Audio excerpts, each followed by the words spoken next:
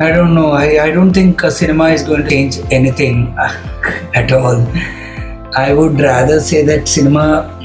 हाँ कुछ लोग फिल्म देख के सिगरेट पीते हैं. So I was also in the opinion that people who don't understand my film are stupid people, and people who understand my film are worthy, you know. But then this is so stupid of me because we keep speaking left liberal ideas and not liberal left ideas and left thinking, and suddenly our movie is catering to only one class. When I made a video about your film, I saw it as a superhero film. And I got comments saying, no, you are wrong. You got it all wrong. This is not what he's trying to say. You watch it again and all of that. So I just want to clip that and send it to them. So who's the predator and who's the prey? So that comes out in the film again and again. Like initially when these people are attacking him, they are the predators, but then suddenly he becomes the predator.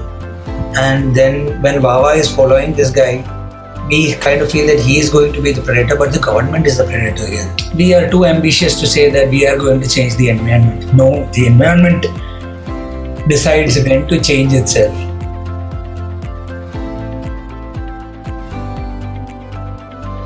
Hello everyone, welcome to Filmcopat. We had recently watched a most extraordinary, remarkable film, which we have watched in a while. It is called Aavasavyuham, the Arbit documentation of an amphibian hunt. It's a unique Malayali film that is so hard to explain in words. The movie won the Best Film and the Best Screenplay Award at the Kerala State Films. It has also won the FIPRESCI and NETPAC Award at the IFFK 2021. If you have not watched it yet, please watch it on Sony Live before you see this interview. And today we are so fortunate to have with us Mr. Krishand, who is the writer and director of the film, for the discussion. Thank you, sir, for joining us today. Thank you. My first question to you is, which is almost a cliche, that to say that this is the most unique screenplay and storytelling that we have come across in Indian cinema in a long time. We have rarely seen a film which goes so deep into the problems of environment and ecological balance, and still is a steering social drama and with mainstream elements. Tell us something about the origin of the film, the conception of the idea, and your writing process. Basically, I wanted to make a superhero film. This is a superhero film for me.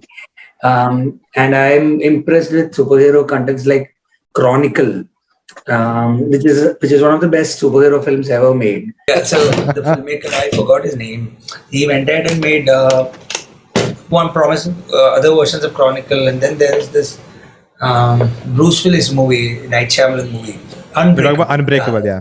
Movie. So I wanted to make a superhero film, and so this idea came into my head that I was at a small hotel in Fort Kochi, and it's called Hotel Taj Mahal. It's not the Taj Hotel. This is a small nukkat, एकदम छोटा वाला hotel, and वहाँ का the guy there who was selling us chai and cigarettes were telling us about when mermaids came to Kochi. This whole small story, and so I wrote a small story on my blog in 2013 when blogs were popular and when knots were not even there.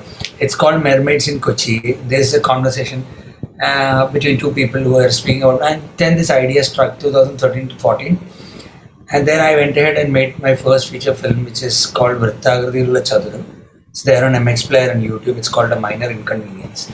And after that, thankfully the film got selected in IFFK in competition section.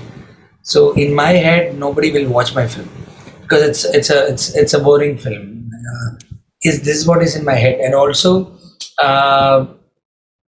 so that was then I screened the film in several places, and a lot of people loved the film.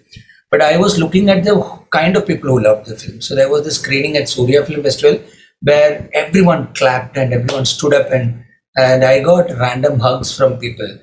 But when you look at the members of the Surya Club, they're all 50 plus. They're very privileged. They can have money to get a membership in the Surya Club, and so suddenly the content was connecting only to people who were privileged with their, with their visual language or visual culture, or who were privileged enough to understand that there is a Tarkovskian rhythm, and there is, you understand, Bergmanish environment, or people who are able to understand that when two things are put together, three things are put together, as in song, scene, and film, it has meaning. But when we look at, so I was also in the opinion that people who don't understand my film are stupid people, and people who understand my film are worthy, But then this is so stupid of me because we keep speaking left liberal ideas and not liberal left ideas and left thinking, and suddenly our movie is catering to only one class. Right. So this struck me big time, and this was also a time when my friend and fellow faculty at IIT, she told me to read a book called Social Critique on the Judgment of Taste by Pere Bore. And in the book, how there are people who say that I enjoy only Drupad Hindustani Sangeet and this Gharana ka Sangeet. And the problem is that they've been entitled to listen to this because of their privileges. They've been put in colleges where other people listen to this. They had seniors who were listening to Megadeth and Deep Purple and Beatles and not Bapilary. And suddenly there is this class discrimination between people who listen to Deep Purple or people who listen to Metallica and people who listen to Bapilary or people who listen to A.R. Rahman suddenly transcends all this somehow. But yeah, so this book actually made me rewrite the whole concept that came to me. I wanted to connect with everyone. It's also very easy that if you put Salman Khan in this, it will connect with everyone, which I did not like. Salman Khan or Nivin Pauly or a popular face onto a very a little abstract content, and still people are ready to consume this because of the familiarity with a pre-sold commodity that is in their home. In their home, every day they see this, and so I thought I'll just bring in things that are very very appealing, which are the boss loves the daughter of the worker and he wants to marry the daughter. This is a cliche that has been running crazy since the beginning of time in movies, in Indian movies. So I thought I'll take that. Then there is this other, when somebody gets money and they get rich, they forget their past. This is things like that, which are very direct. There is no abstraction involved. So I'll take these cliches, which are pre-sold ideas, which already exist in the filmmaking, what do you call, milieu, where and then turn it and twist it in a way that that is me. So this came in, and then I wrote the screenplay. And my process of writing the screenplay is that I don't write it. I say it, record it, and then listen to it. I say it again, record it, listen to it, say it again, record it. Finally, I reach a point where I keep playing it on my mobile smartphone, and the entire thing keeps running a few times, and then I start jotting things down. And also, it's not just there are areas which are just sketches, and there is nothing else. It's sketch ke baad sketches, and there are no text in between. And there are like the magical sequence. It's 5 pages content. Everything is the bouquet from this scene transforms into the bouquet of that scene. The bouquet of the fireflies changes into the. So there are areas like that. So yeah, this is basically it. Sir, the question I had, you actually already answered, but I just want to say, when I made a video about your film, I saw it as a superhero film. And I got comments saying, no, you are wrong. You got it all wrong. This is not what he's trying to say. You watch it again and all of that. So I just want to clip that and send it to them. But my next question is about the design of the film. It's a mockumentary, the editing style of it. So I just wanted to ask, how much of it was in, as you said, your process of screenplay, how much you had decided that in the pre-production, or was it all planned on the, editing table? Because just one more thing I want to add, because I also saw the editing style very much like a YouTube video. Because I consume a lot of YouTube more than movies. And I was like, this is really cool because you give a tease at the start of everything that we'll see. And then we get into it slowly build up to it. Even has a trailer in the film itself, which is very more than YouTube. I would say this is more of like a like the documentaries that come on YouTube and on not on Netflix. but on YouTube or any free platform for that matter, documentaries will have a trailer and everything will have. So yeah, why is that? Because as I mentioned, I was trying to connect with people somehow. And this was a time when TikTok was very popular. So I was looking at TikTok, and every 15 seconds or every 8 seconds, the content keeps on changing. Yeah. And there is this belly dancing video that comes in, and then there is a scientific video that comes in, and there is this proposal video that comes in, and then there is so sudden. But at the same time, the continuum in our head, it's a continuum. We are able to compartmentalize these and understand and comprehend each into segments, and send it into our index it in our brain. So I was thinking that if we keep a common thread and just move in and out, and it will still make sense. And it is also like maybe the average attention span now is 4 seconds or 8 seconds. So if I'm able to hold on for more than 8 seconds and then jump back, and people, so people who don't connect with fact, they are waiting for the revenge story.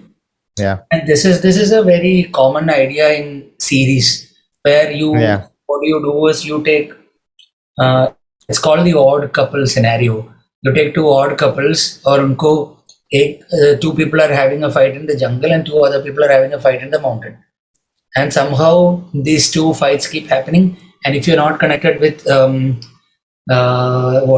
Cersei and this other person, you're connected with the Hound and this other person. So you wait for this to play out. So simultaneously, if you're having 2 or 3 events running parallel, then the attention span needs to be invested into. And also there is this cognitive overloading in the film. That is the design language of the film. And whenever there is no cognitive overloading, whenever there is silence, then a fact is thrown at you. So this is more like how propagandas are designed. And this is an environmental propaganda in one side. So whenever there is a lot of noise, people can connect to whatever they want, but suddenly then there is silence and we talk about the politics of the film. So so that's the main communication design of the film. But the overall design of the film is a proper design thinking process. Yes, it's called the double diamond method, where you have a thread and then you keep the thread on one side, you collect all data into the first diamond, then you churn out whatever you need. So it's a design process altogether. It's called DLD, double diamond method, and for people who are interested in design and then bringing that into cinema. And finally, you have a screenplay, but the screenplay should have my innate voice, the way I speak. So like how I was explaining DLD, which is not seen in this video, but suddenly there is this other concept thrown in, and so somehow the viewers are keen, and then I come back, and now if I bring in DLD again, so this is how I speak. And I'm glad that you people are not women, because this is mansplaining altogether. But this is how thoda academic hai when I speak. So I thought I'll bring that in and try to create fun with it. Also, everything is on a rhythm, and so people like art house people might call it carpet music. They've told your movie has carpet music, and I would say, yeah, my movie's bathroom also has carpet music. It's there everywhere, because I want people to travel along with the film, and it's not only the people who are motivated, but also the unmotivated should also move along. Yeah. Nice. Did I answer? I think I. Yeah. So I just wanted to know if all this design was when you were writing the film and making it in your head, or was it happened on the editing table? The connections are all there. What did change? My editor had changed a few things in the film. Okay. Also, I had a creative contributor because at one stage of the film, there's a police lathi charge happening, and then there's a magical sequence that happen. And in the script, there is a police lathi charge happening after the magical sequence as well. Okay. But Renoy, he's a creative contributor and a friend and a fellow filmmaker. He watched the film and said, once you have the magical sequence, now you have built on this character, now he should be killed. And like, yeah, that makes sense. And such contributions there from Renoy. And there are areas which are constructed by the editor. Like the montage in which Baba gets money is 3 lines in the script. And this is the editor's area. We only give him, like, Baba is in normal clothes, then Baba is in a white broker clothes, and then Baba has sunglasses. So we give him this, and he constructed the whole area out of it. Also, there are interesting small things that that came in which are not there in the script. So yeah, it mostly everything is there in the screenplay, but now the editor has Rakesh could now jump between things. Yeah. Because the pace of the screenplay from the pace in which I communicate, the Rakesh has edited it faster than that, which works well for the film. Yeah. So yeah, but the screenplay has mostly everything, and the editor now has to find the fun fact in the film. Like there are sequences in which he is rubbing his eyes and he's here snapping a finger, and you cut back. There is one whip here and another whip here, and whip to whip transitions. So yeah, so the editor has contributed as much, but nothing was constructed out of which was not there in the screenplay was constructed out of the edit. Everything was there in the screenplay, but the editor made the pace, and he also made choices. There's one scene where Baba is talking to this other person, and he says that at the temple there is this festival, and you should come for the feast. And then he jumped to his interview, and he says, we had papadam payam paisam. And then he jumps back and says, so you should come. That is not there in the screenplay. That is the editor's concept. So there are areas like this which the editor brought in so that the pace is elevated, and yeah, that's it. I remember one sequence where I laughed out loud is the scientist talks about there are snakes which come from different place to eat on the frogs, and then we see a car where the businessman is coming to take money. So I really laughed out of that. And birds come from Siberia, and there is this Marxist person who's from Russia. Yeah. but altogether the North.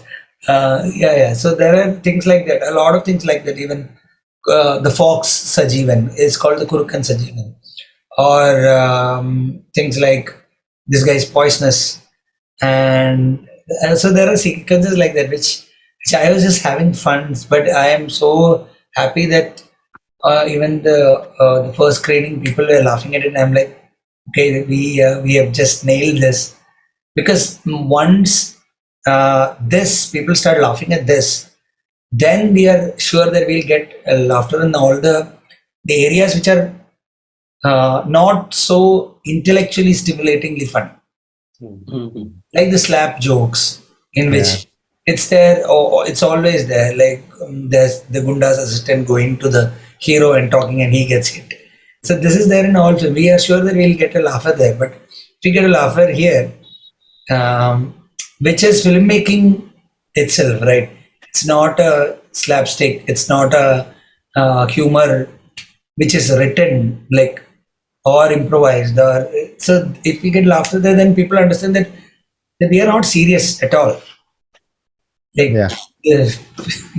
And talking about the parallels you were just mentioning, one thing that really fascinated me is there is this ecology and an ecosystem of the birds and the frogs and the plants, everything. And there's also this ecosystem of corruption and convenience. Yes. Like, the police and the religion and the businessmen. So they kind of, marry together in the screenplay. So that was also something intentionally that you constructed. Yeah. Like the ecosystem of humans, the ecosystem of religion, politics, power, caste, and journalism, media, and also imperial ideas, or like access superpower ideas, and also so such things on one side, and the proper food chain kind of an ecosystem on the other side.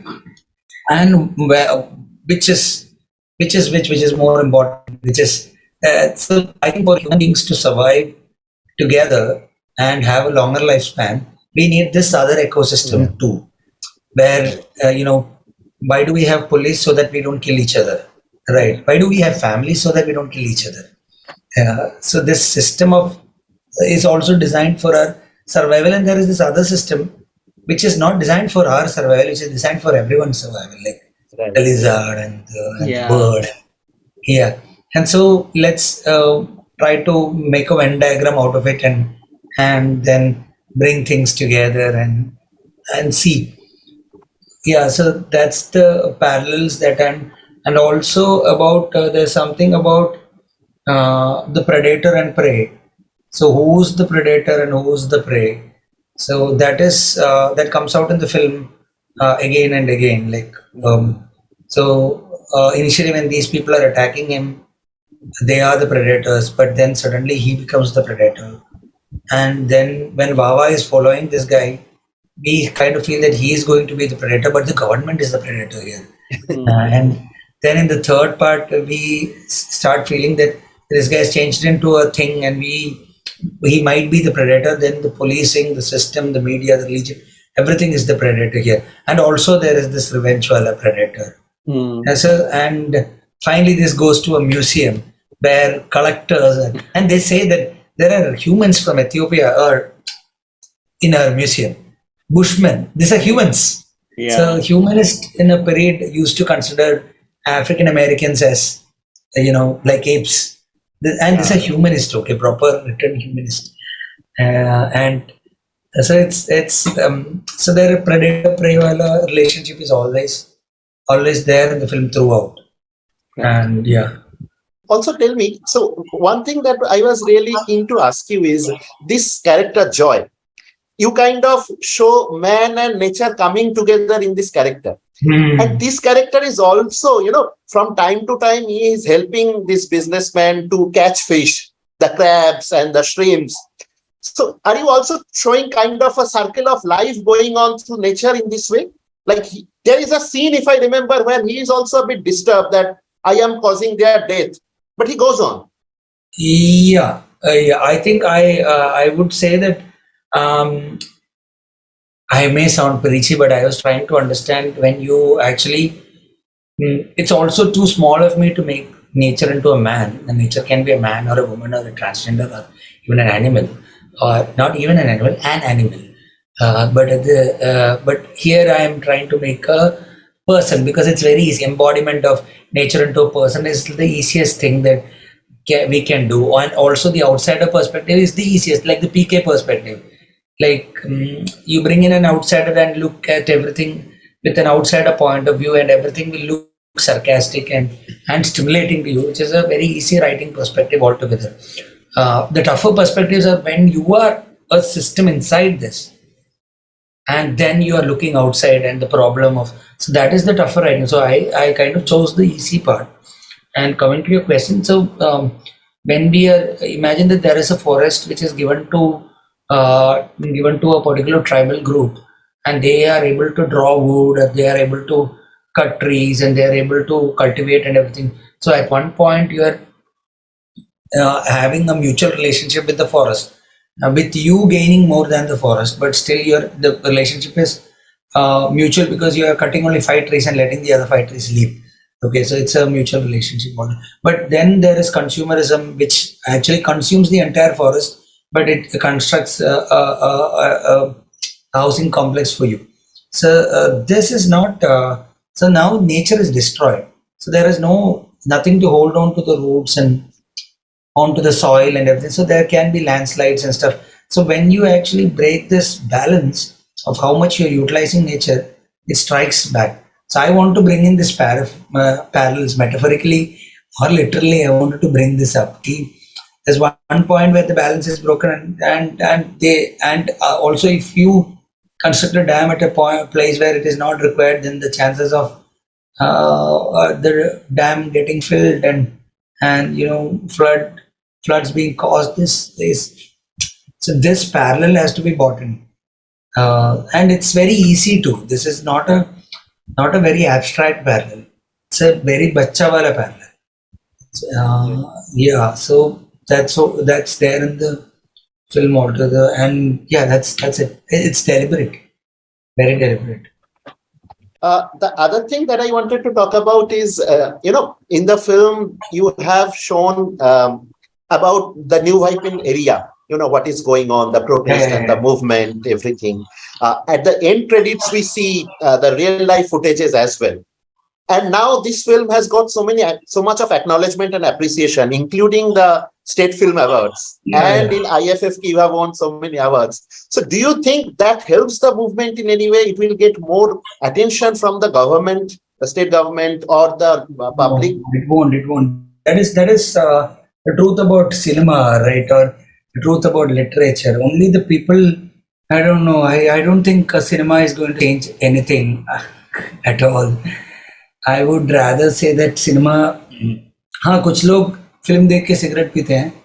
Like yeah, this is there. But I as a political moment, I used to watch Anand Patwardhan's film and was moved by the way the idea of class and caste and marginalization is constructed. But if somebody asks us that has film changed things, I really don't know. I can't say for sure because again, you look at 10 people. There are people who are living under the bridge. There are people who are daily wage workers. There are people who does not have smartphones, and then there are people who. So, how many people watch films? Like, let's say that how many people do everyone watch films? So that's where, and even if everyone watches film, how many people are moved by the film? Like the film has to move them, right? So I don't think, but at the same time, what the movie has done is that it has brought back the name of Pudu Ayyappan. So as a filmmaker, we don't have any responsibility, which I believe that as a filmmaker, you don't have any responsibility. You can do whatever you want. But at the same time, if you're thinking about art as a tool of communication and of change, then as a filmmaker, your idea is to point your camera towards a problem that is there, either chronicle it in your documentation or either represent it in your documentation, and there are concerned people who can change this. Policy makers are the ones who can change this, not filmmakers and policy designers and chief secretary of the chief minister. These are the people who can change it, and I don't know if a chief secretary will watch a film and change this. No, there'll be a 5-member commission. How does this commission work? I don't know. You have to, so this is not going to none of the documentaries, but it has there are propaganda documentaries that have worked magic in other parts of the world, and even here there are propaganda documentaries that work brilliantly. Like the right-wing documentaries that come out and the left-wing cinema that come out from Kerala, they work magically. Like but again, this is not for I don't want to speak more. just about that, sir, that I felt the way you made this film, it immortalized that issue, because now more people are watching your film because it's entertaining also. With that, they're getting. So my question is, if you know that it's not gonna change anything, but what is your motivation to tell this story? No, the thing is, like, what is my motivation? My basic motivation is to chronicle this issue that is happening. Tomorrow, 20 years from now, I am very ambitious about my film. Even though it is a low budget film and everything, I want my film to have a shelf life. So, I keep feeling that. Imagine that 20 years later, this whole LPG plant is going to bring in a lot of money to Kerala. It is going to help all the people living in the region, and it's going to give employment, and it's going to give. Imagine that a wonderful future is going to come out of this plant. but still there is a document which says that at one point in time, this was a threat to the whole population. Somehow it worked out. At one point in time, we were looking at a future where it is going to bring in money and bring in prosperity, but you were taking it at the risk of 2 lakh people. So there should be a document, and let this be my film. So this is my this was my agenda. But at the same time, I am not against development in the sense that I think as humans we are entitled to develop. This is not an anti-developmental film. This is a but who's for whom is this development happening? So the 50 years back, this island was not there. The island came 50 years. Suddenly, one fine month, the island started appearing. This whole place started appearing, and then government occupied some areas. People occupied some other areas.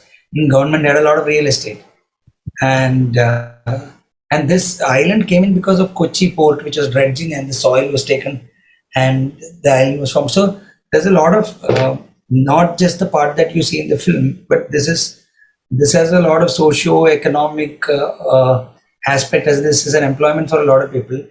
But also, I'm a filmmaker, and I want to make a superhero film, and I need villains, and I need so there's a in crime noir a corporation रहता है जो हमेशा against the protagonist है, तो mine is the government. So yeah, I'm also using it as a tool, and just a guilt activism. Yeah. Like imagine that filmmakers use guilt activism as a tool for people to think about this tiny creatures in nature. But what can you do?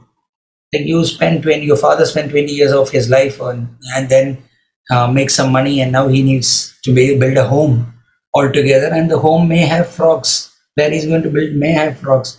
Maybe a paddy field which is filled, but you can't think like the whole Jainism concept cannot be brought about in the modern culture. But this works for a film. So yeah, I think I deviated a little bit. No. I think that's very interesting because you not only capture the time and space of say Kochi or today's India, you are also doing it through a genre which is the most popular in this time, like in a superhero genre and so. Yes, so yes. they really come together.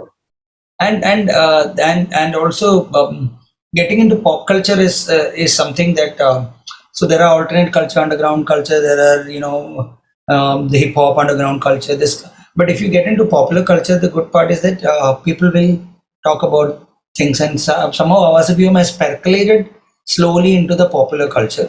It's still on the periphery. A lot of people have not seen the film, but they are discussing about the crisis that the film is bringing in. Filmmakers are seeing the filmmaking part. Documentary people are seeing the documentary part. Superhero. So whenever people say that this is a very commercial film, but at the end, what do art? How art is different for different people, right? You enjoy art based on your upbringing and your mental model and the visual literacy that you have and the privileges that you got. So if you have got a lot of privileges, then Aavasavyuham is a very wholesome film with which has its deeper root in philosophical Nietzschean concepts. But if your visual privilege is not that much, then this is a fun film, which is about this guy changing into a frog and there's comedy all around. So yeah. Actually, the way you're explaining, Krishand, I'm really at a loss of words to ask the next question because it is such a complex film, but you have woven it together in such a beautiful way that as you explain, I can see those scenes happening in front of my eyes. I want to a lot of people.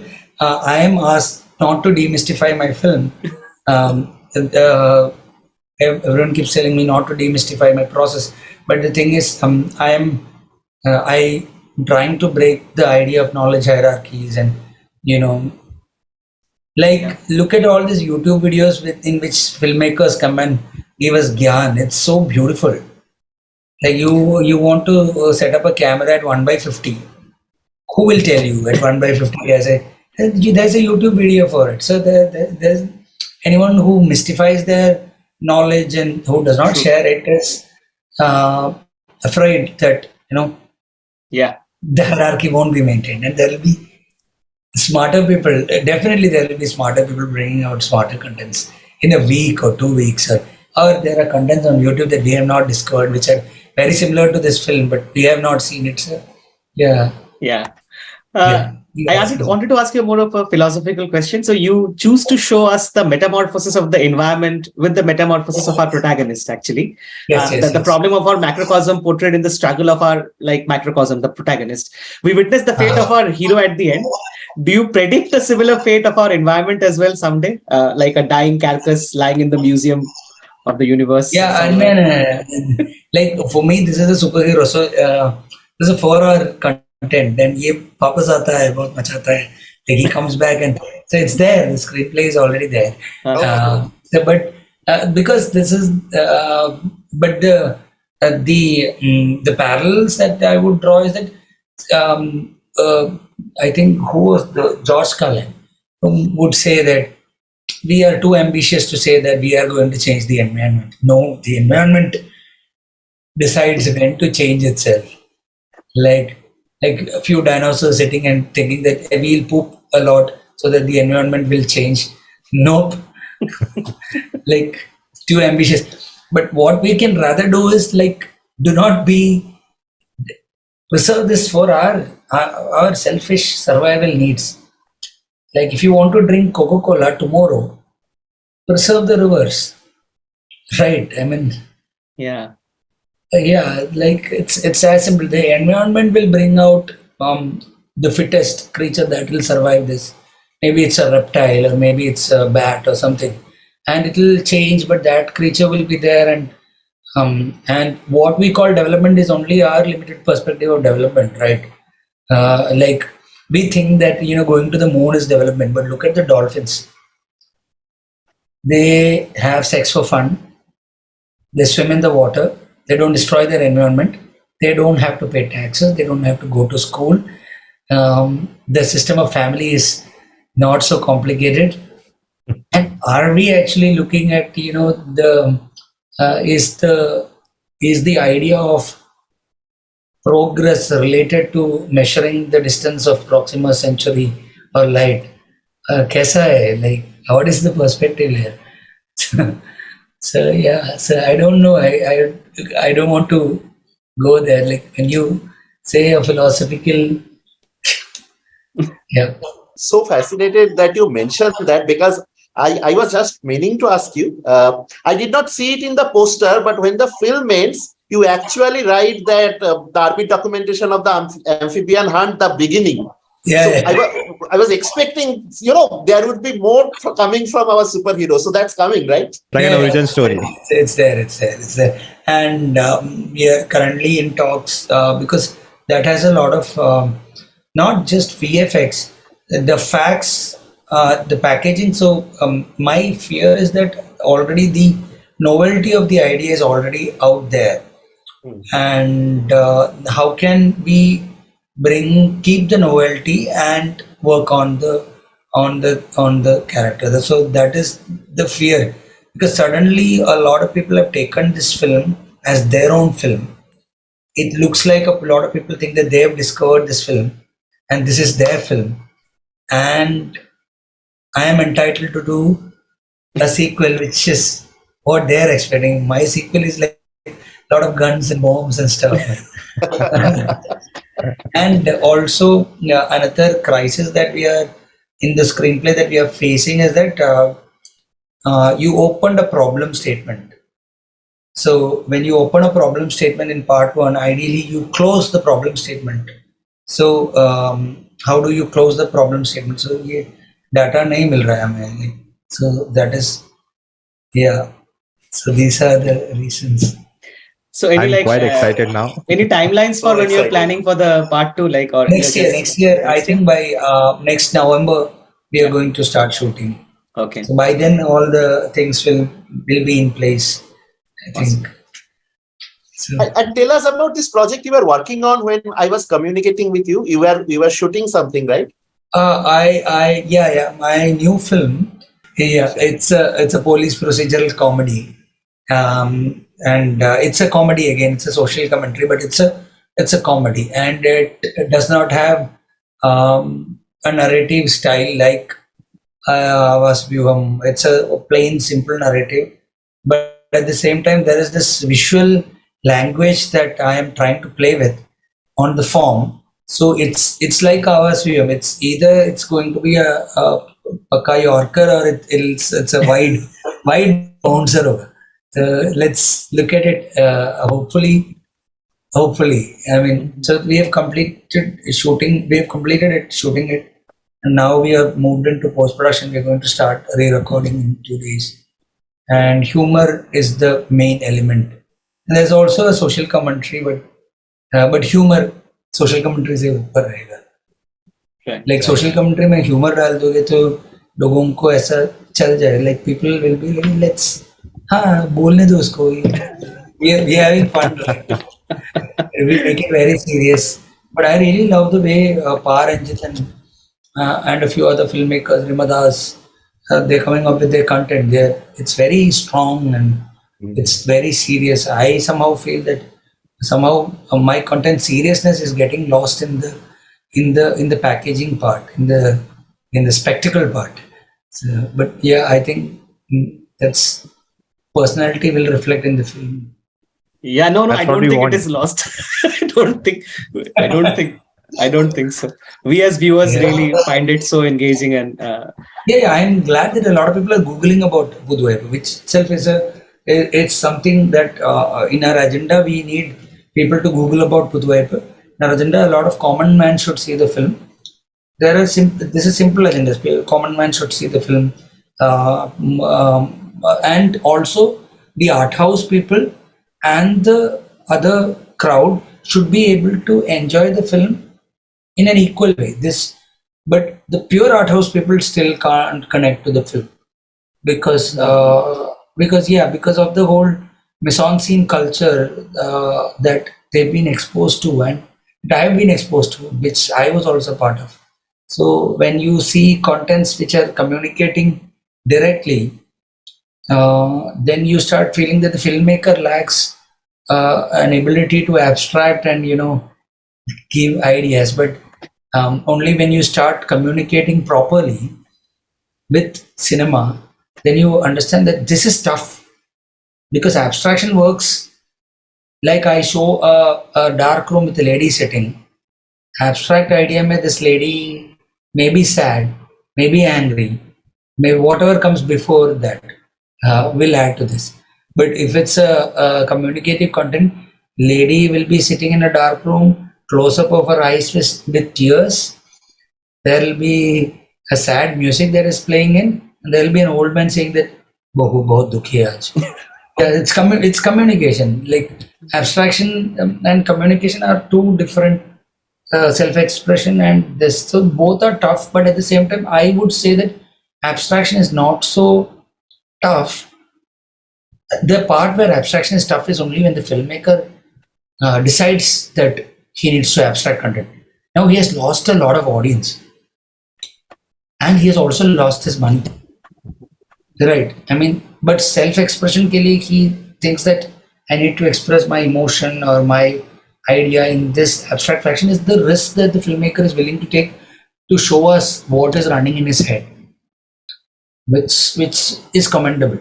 But communication mein you have to communicate. If somebody is saying that मैं तेरा खून P जाऊंगा, it's not actually going to drink blood, but I'm going to kill you.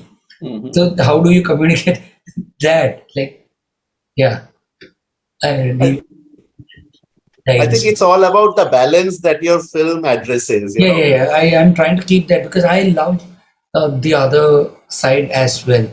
It's beautiful, like how paintings, how Monet's painting would connect or with people, right? Just strokes and Jackson Pollock का painting कैसे connect करता है लोगों को.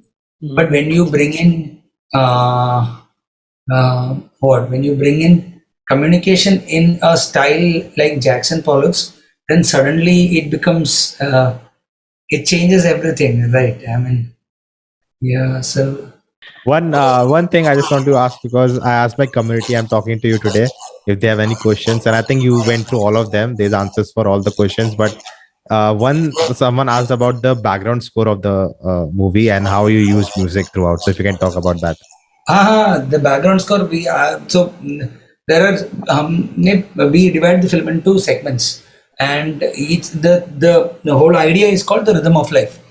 So which is also from Budweiser ka advertisement. The rhythm of life is a powerful beat, but yeah. So the rhythm of life. So it's organic djembes coming in all together, 120 BPM, 110 BPM.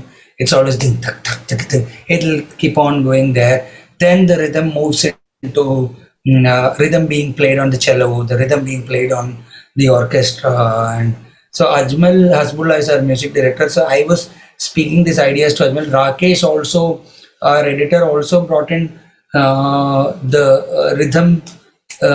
rhythm palettes from YouTube and stuff, and we put so that the whole thing looks like it's going somewhere. A film that has done this in the best way possible is Mad Max, where you look like you're moving forward. But Mad Max has a travel idea. There is a chase idea. So our film does not have a chase idea. Our film does not even properly have a hunt idea. So how would we incorporate something like that, which it's moving forward, and then into the film was a confusion that we had, but somehow it worked out so well. And there are jump scare scenes in the film. So I really wanted to combine eerie drones with djembes, which are not usually combined. And Ajmal was brilliant in this. So he has created music with water cans. So there's one music which ting, ting, ting, ting, ting, ting. That is on water cans that he has created. And then you have rhythm guitars. Rhythm guitars में bass जो होता है, bass guitars में bass से, so there is beats on the bass itself. The Murali's whole segment is the bass guitar ka. Whenever Murali has revenge, it's ding ding ding ding ding ding ding. So like that, which is a little Nirvana altogether. So yeah, so it's based on rhythm. The whole thing is constructed based on. I see a guitar behind you, I think. Oh no, just for show. Yeah. I think we are mostly done with all the questions we wanted to ask Krishand. I think and such an enlightening experience, and I think we got much more than what we expected, really, because we have had many interviews over the past with many filmmakers, but with you actually we have so much clarity and so much to think about now about the filmmaking process. So thank you so much, really, and we really appreciate it. And you're so cool, Krishand. You're so cool. Yeah.